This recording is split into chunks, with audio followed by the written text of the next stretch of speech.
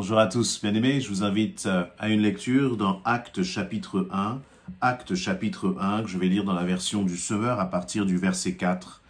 Il nous dit ceci: « Or, un jour qu'il prenait un repas avec eux, donc avec ses disciples, il leur recommanda de ne pas quitter Jérusalem, mais d'y attendre que son Père leur accorde le don qu'il leur avait promis. C'est le don que je vous ai annoncé, leur dit-il. » Donc le « il » dont il nous est parlé là, c'est bien sûr Jésus. Et donc, nous continuons, verset 5, « Car Jean a baptisé dans l'eau, mais vous, c'est dans le Saint-Esprit que vous serez baptisés dans peu de jours. » Comme ils étaient réunis autour de Jésus, ils lui demandèrent, « Seigneur, est-ce à ce moment-là que tu rendras le royaume à Israël ?» Il leur répondit, « Il ne vous appartient pas de connaître les temps et les moments que le Père a fixés de sa propre autorité. Mais le Saint-Esprit descendra sur vous.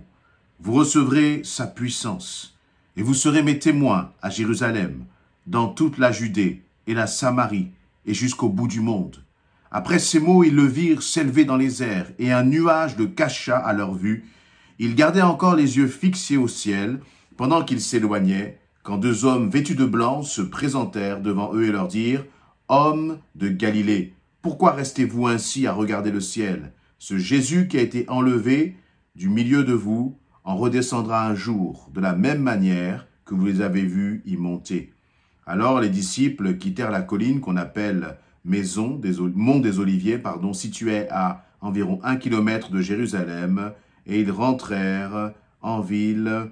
Amen. Voilà donc dans ce passage, nous sommes après la mort et la résurrection de Jésus. Jésus va revenir passer du temps avec les disciples, et pendant qu'il est avec eux, il y a ce dialogue qui va être entamé entre Jésus et les disciples. Et la première chose, c'est qu'au verset 4, Jésus nous est dit, il s'est présenté aux disciples pendant 40 jours après sa résurrection. Et pendant ces 40 jours, il va leur donner des preuves justement de sa résurrection, premièrement. Verset 3. Et puis, à un moment, il était là à table avec eux, et puis il discutait, et il va recommander aux disciples de ne pas quitter Jérusalem, sachant que Jésus avait dit aux disciples, il leur avait confié cette mission d'aller vers les nations et de faire de toutes les nations justement des disciples. Donc, il leur avait confié ce mandat, cette mission d'être des disciples qui engendrent des disciples. Mais avant d'entrer dans cette mission, avant d'accomplir cette mission, Jésus leur avait demandé de rester à Jérusalem pour qu'ils soient baptisés du Saint-Esprit. Et donc, c'est ce qui va se passer ensuite dans Acte 2, au moment de la Pentecôte. Donc les disciples avaient déjà été baptisés d'eau, c'est-à-dire immergés, plongés dans l'eau par Jean-Baptiste. Et là, ils devaient recevoir le baptême dans le Saint-Esprit pour être des disciples efficaces entre les mains du Seigneur. Et ce qui est intéressant, c'est que, dans cette conversation, dans ce dialogue entre Jésus et les disciples, Jésus va leur dire, voilà, le don que je vous ai annoncé va arriver.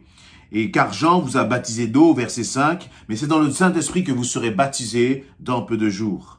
Et puis les disciples sont là au verset 6, et puis ils vont demander à Jésus, ils sont là autour de lui, et puis ils vont demander à Jésus, « Seigneur, est-ce en ce moment-là que tu rendras le royaume à Israël ?» Et Jésus va répondre, « Il ne vous appartient pas de connaître les temps et les moments que le Père a fixés de sa propre autorité. » J'aimerais que nous puissions partager quelques instants sur cette question que les disciples ont posée à Jésus. Jésus est en train de parler aux disciples de quelque chose qui est glorieux, de quelque chose qui est spirituel, de quelque chose qui dépasse, l'entendement et les ambitions et les projets humains.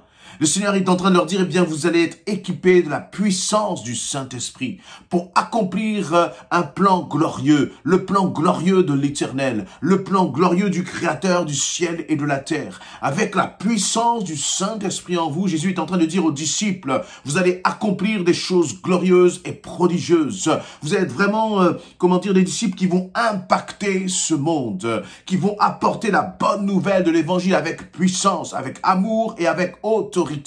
Et devant, ce que le Seigneur Jésus est en train de partager aux disciples, il est en train de partager leur cœur. Il est en train de leur ouvrir l'horizon. Il est en train de leur expliquer la destinée qu'il est en train de tracer à travers ces hommes.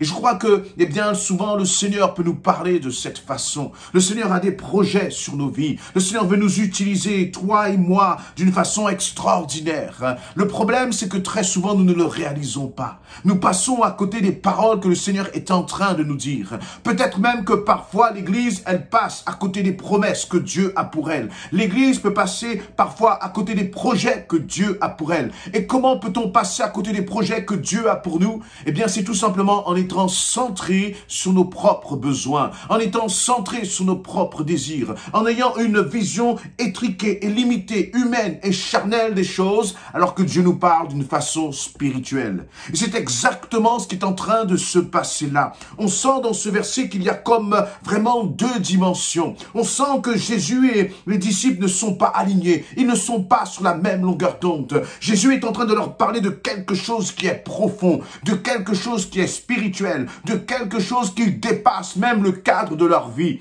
Jésus est en train de leur parler d'une dimension qui est extraordinaire, cette dimension du Saint-Esprit.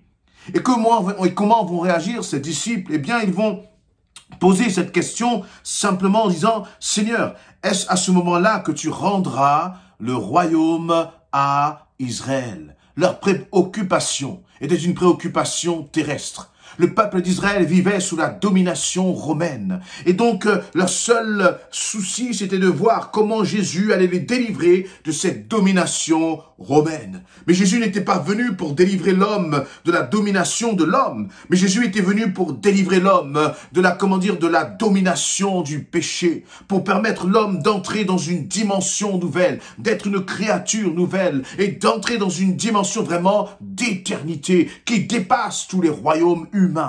Mais parce que les disciples étaient, concernés par ce qui se passait ici-bas, parce qu'il se passait sur cette terre, ils étaient en train de passer à côté du message de Jésus-Christ. Ils étaient en train de passer à côté du plan, du projet que Jésus-Christ avait pour eux.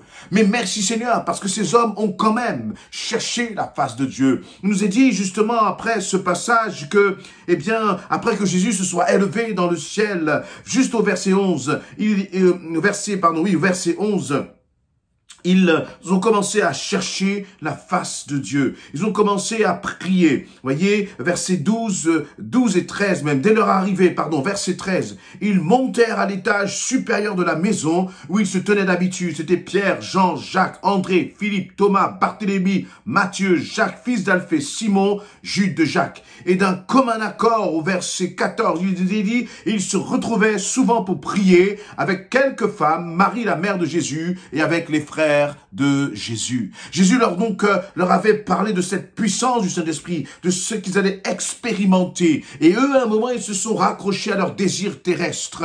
Eh bien, ça m'interpelle sur quels sont nos désirs à nous, quelles sont, nos préoccupations en tant qu'enfants de Dieu, en tant qu'Église. Est-ce que parfois notre préoccupation n'est pas trop bassement, terrestre, bassement humaine, bassement charnelle, alors que Dieu nous appelle à quelque chose qui est glorieux. Dieu t'appelle à vivre quelque chose qui est glorieux et pas quelque chose qui est passager. Dieu ne nous appelle pas à investir dans ce qui est temporaire, mais à nous investir dans ce qui est éternel. Nous ne sommes pas là simplement, pour changer un gouvernement. Nous ne sommes pas là simplement pour, impacter une ville du point de vue matériel, du point de vue de la bénédiction matérielle ou politique ou autre. Toutes ces choses-là sont bonnes. Et si l'Église peut bénir sa ville, si l'Église peut bénir son pays, alors qu'elle le fasse. Mais l'objectif de l'Église, il est bien plus grand que cela. Il est de faire des nations des disciples, c'est-à-dire des hommes et des femmes qui aiment Jésus-Christ, des hommes et des femmes qui trouvent la paix en Jésus-Christ, des hommes et des femmes qui voient leur couple, leur famille restaurée, transformée par Jésus-Christ. Et bien plus que cela, des hommes et des femmes qui ont leur nom inscrit dans le livre de vie pour l'éternité. Des hommes et des femmes qui n'ont plus cette angoisse face à la mort, parce qu'ils ont la certitude d'être sauvés. Et voilà la mission que le Seigneur nous confie. Mais parfois, nous pouvons nous comporter un peu comme les disciples. C'est-à-dire que nous nous préoccupons du royaume d'ici-bas, alors que Dieu nous appelle à lever les yeux et à regarder à son royaume royaume qui est éternel. Le Seigneur t'appelle à le servir, non pas pour les choses ici-bas, mais vraiment pour le servir pour sa gloire, une gloire qui est éternelle. Le Seigneur a un plan sur ta vie.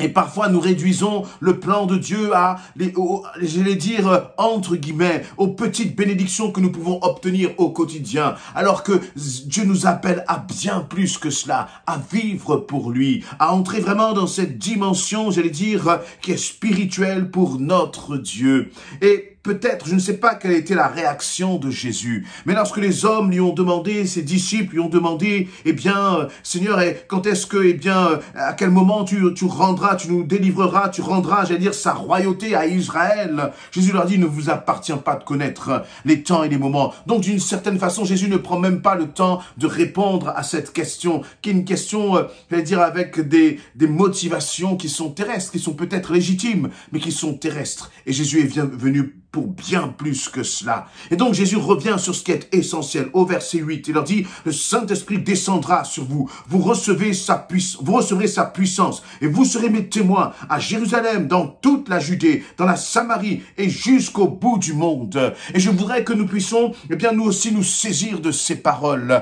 Le Seigneur veut te remplir du feu de son esprit. Il veut te baptiser de son esprit. Il veut te plonger dans son esprit. Et peut-être que d'ailleurs, toi, tu as déjà été baptisé du Saint-Esprit. Mais lorsque nous avons été baptisés du Saint-Esprit, il est important de ne pas oublier quel est le but, de ne pas oublier quel est l'objectif.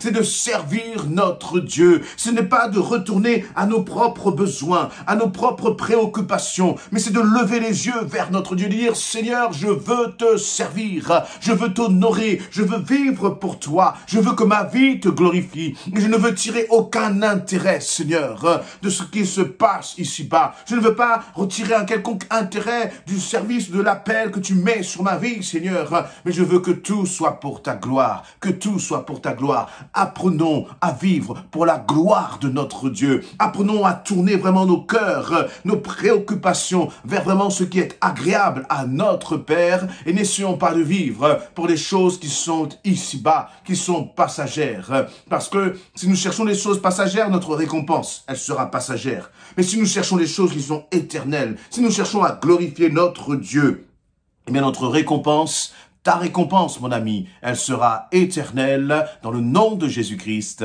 Amen.